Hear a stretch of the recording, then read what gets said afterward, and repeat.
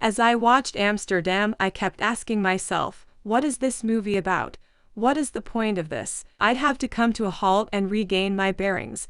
What exactly is going on now? And not in a thrilling, stimulating way like in Memento or Cats. It's all a blur until it comes to a halt and forces several of its stars to deliver lengthy speeches elaborating on points Russell failed to make in the previous 2 rambling hours. Over the images of Bohemian Rhapsody we'd just seen, the grand finale gives us some interminable, treacherous narration explaining the importance of love and kindness. As with so many of the writer's previous director's films, we get the impression that anything could happen at any time. He usually uses such verve in his camera work and takes such daring tonal swings that you're left wondering how he manages to keep it all cohesive and intact. He doesn't this time, because Amsterdam lacks the compelling visual language of Three Kings or American Hustle, for example, and it lacks the characters with heart-on-sleeve humanity that he demonstrated in the Fighter or Silver Linings playbook.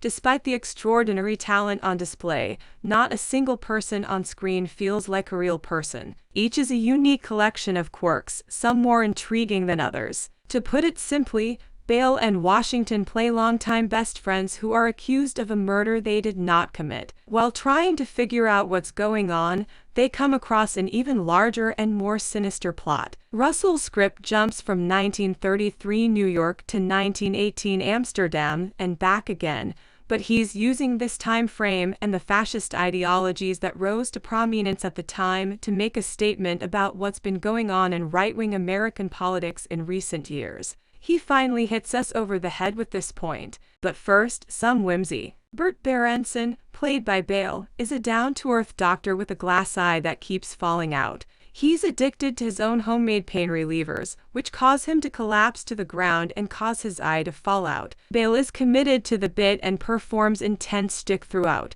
Harold Woodman of Washington served with him in the same racially mixed army battalion in France during WWI.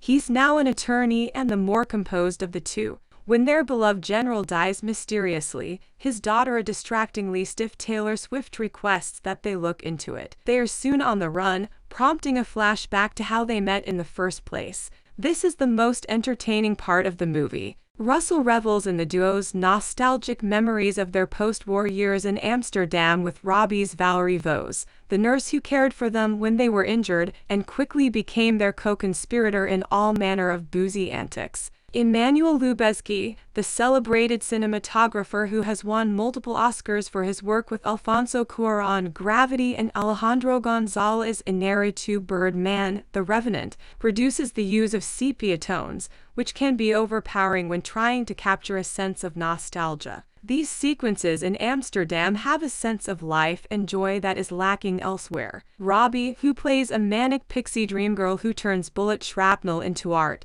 is a brunette for change. It's a clumsy metaphor for the healing presence she brings to Bert and Harold's lives. That's what's so frustrating about Amsterdam. Every now and then, it'll throw in a scene, an interaction, or a performance that's legitimately entertaining and comes close to hitting the mark Russell is aiming for. Several duos and subplots along the way could have resulted in a more interesting film than what we got. Malek and Taylor-Joy as Valerie's snobbish, striving brother and sister-in-law, for example, are a bizarre hoot. And now is a good time to mention the spectacular costume design by J.R. Hawbaker and the legendary Albert Volsky. The period detail is varied and vivid, but Taylor dresses, Joy's all in bright red, are especially inspired. Nivola and Matthias Schoenaerts as mismatched cops who can't stand each other can be amusing, and it appears that they are making an effort to give their characters traits and motivations that go beyond what's on the page. Shannon and Mike Myers as a pair of spies are only good for a few goofy laughs.